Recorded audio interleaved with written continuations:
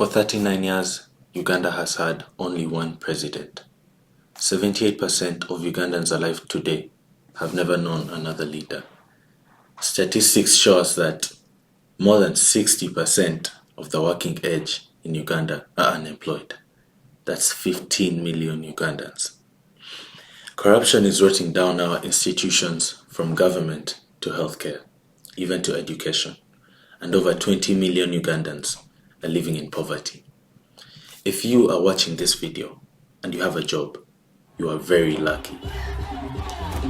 This is not by accident, it's by design. And the presidential election in 2026 is our moment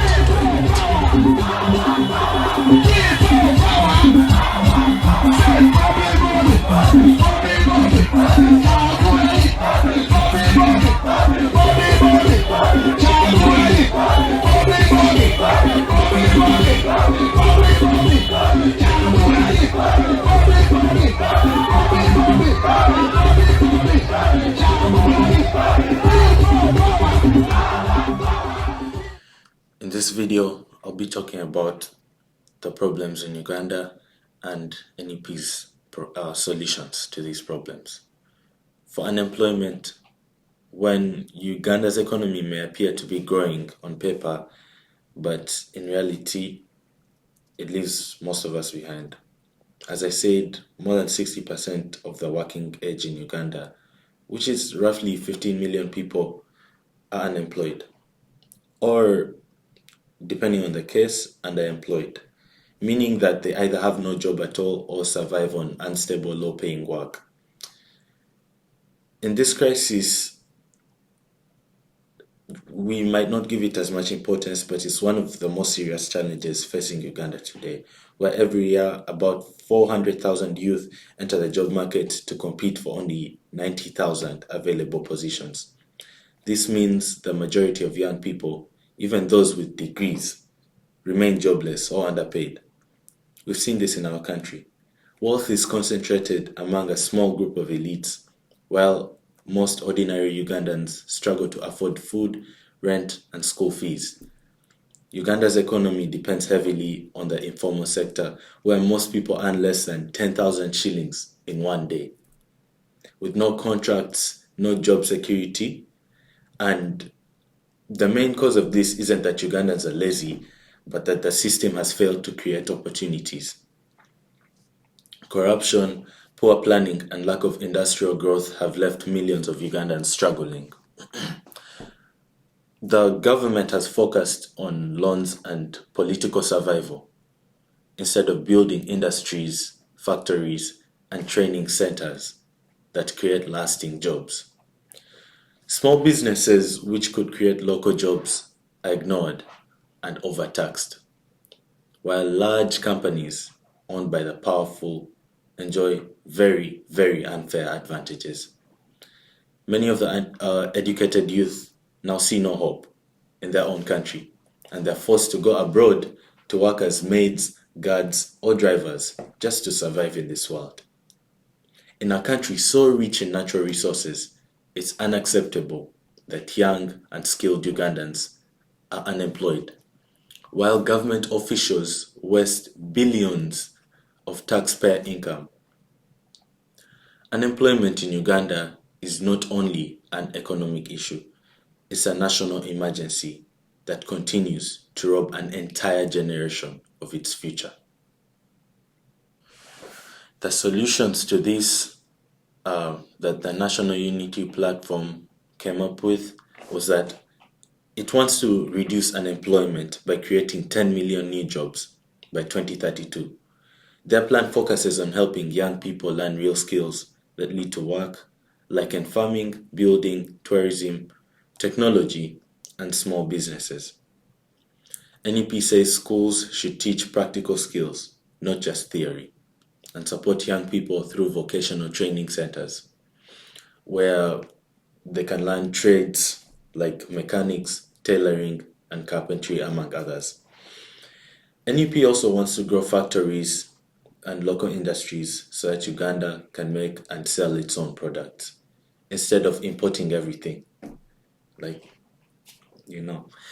They plan to support tourism and technology, lower the cost of the internet, and make it easier to start a business in Uganda. In short, NUP's goal is to give every Ugandan a chance to work, earn, and build a better future for themselves and their families. Corruption. Uganda's biggest problem isn't the lack of money or natural wealth. It's corruption and mismanagement. Uganda suffers from weak governance, lack of accountability, centralized power, and a system that serves a small political elite instead of the people of Uganda. We're not a poor nation by resources. We are a rich country run very poorly. We have a wealth of natural treasures from tourism and forests to oil, minerals, and fertile land. In 2022, Uganda announced the discovery of 31 million tons of gold ore, worth an estimated $12 trillion. Yet ordinary Ugandans will never see that wealth improve their lives.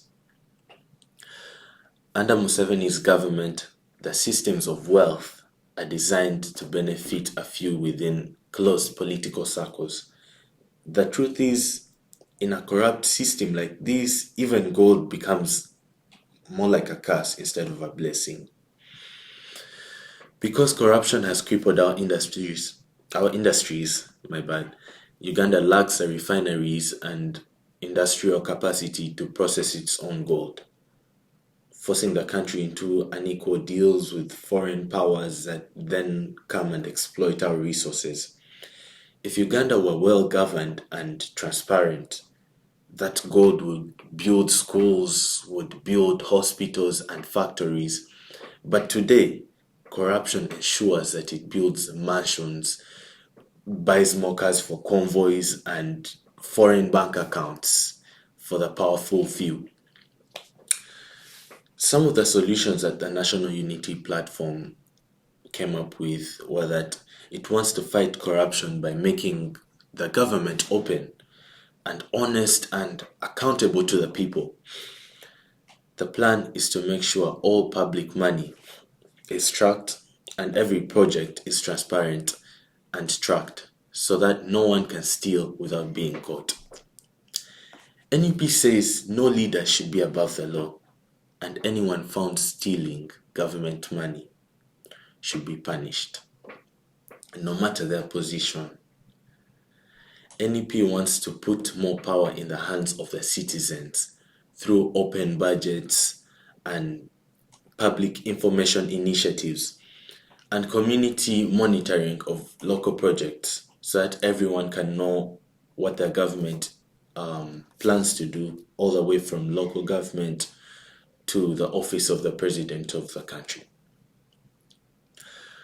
NUP also plans to reduce unnecessary government spending and strengthen anti-corruption offices and make it easier for whistleblowers to report corruption safely instead of getting arrested by the people they work under. NUP's goal is a Uganda where leaders serve the people and not themselves. Now let's talk about education and healthcare. In Uganda, many children don't finish school because of high cost of education, poor facilities, and lack of teachers in schools, especially in the more rural areas. Schools often have overcrowded classrooms and little access to books, computers, or clean water. In the healthcare sector, many hospitals and clinics do not have enough medicine, equipment, or doctors, causing people to travel very long distances or die from very treatable diseases. And mothers also die trying to give birth to their kids. Both these systems suffer from corruption and underfunding, leaving ordinary Ugandans without the quality services that they deserve and that they pay for through their taxes. The solutions for these are that the National Unity Platform plans to make education and healthcare free, fair, and accessible for all Ugandans. They want to improve teachers' pay, build more schools, and give students the tools they need to learn, including computers and vocational training for practical skills. For healthcare, NEP will equip hospitals and raise salaries for health workers and ensure every district has enough doctors and nurses. They also plan to set up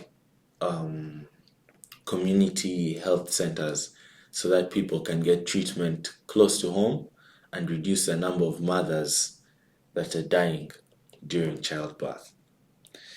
NEP's goal is to build a Uganda where every child can study and every single citizen can get medical care without struggling. Let's talk about the national debt and the inflation of the Uganda shilling.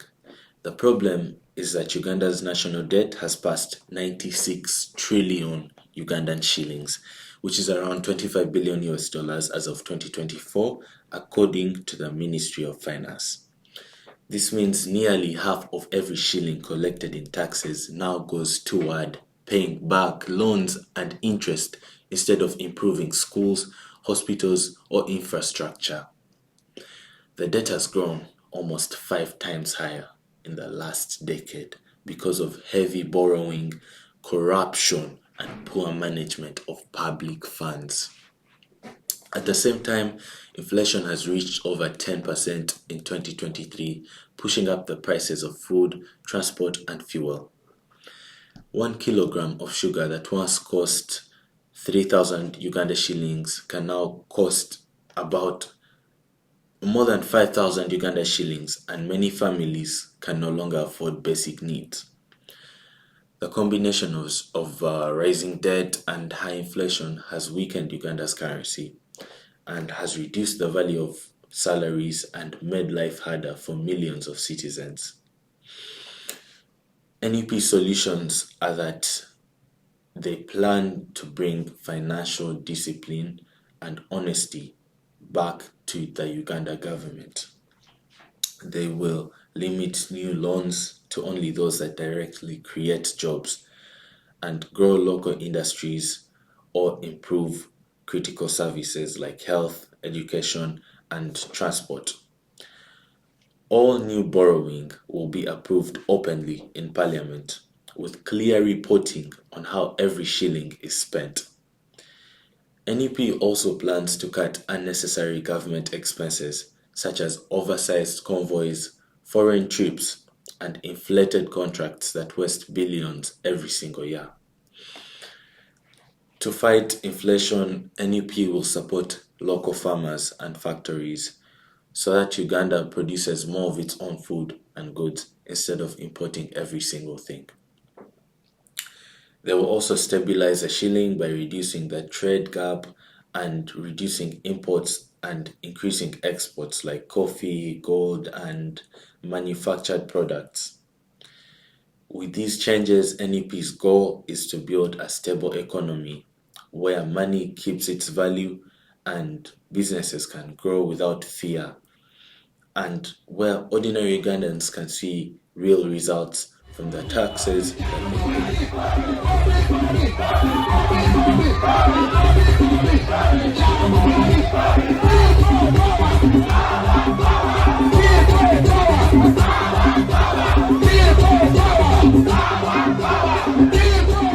We're not fighting to replace a man with another man. We are fighting to replace a dictatorship with a government that serves its people, a true democracy. NUP represents a new Uganda, one where leaders serve, not rule, where truth replaces fear and youth replace old politics. So, what's the plan? NUP plans, first off, in governance and justice, to cut corruption by making procurement and budgets fully public, to limit presidential powers and restore term limits, to strengthen the judiciary's independence, and to advocate for press freedom. NUP believes that no one man should be above the law, not even the president. Jobs and economy. NUP wants to prioritize local industries and agriculture to employ millions of Ugandans. NUP wants to reduce taxes on small businesses and startups. NUP wants to invest in the youth and innovation hubs and vocational training. In the health sector and education, NUP wants to equip hospitals with essentials and increase doctor pay, to make primary and secondary education free and modern, and to fund local schools directly, no middlemen stealing the funds. Every single child deserves a desk, and every single mother deserves a doctor. In land, agriculture, and environment, NUP wants to end land grabbing and register land under community titles, to invest in irrigation, in fertilizer, and local farmers, to protect Uganda's forests, lakes, and minerals from exploitation. Now, for the call to action. Change does not come from waiting. It comes from showing up. We need to register, we need to vote, and we need to protect that vote. 2026 will not be just a year for an election. It will be a statement. Share this video, talk to your friends, because silence keeps the system alive and our voices will help end it. I want to end my video with these statements. We are the generation that will finish what our parents started. And a new Uganda is not just a thing that we dreamt up, and that it should not just be a dream. It should be a decision. In 2026, vote Chagulanyi for president. The future is now, and people power, our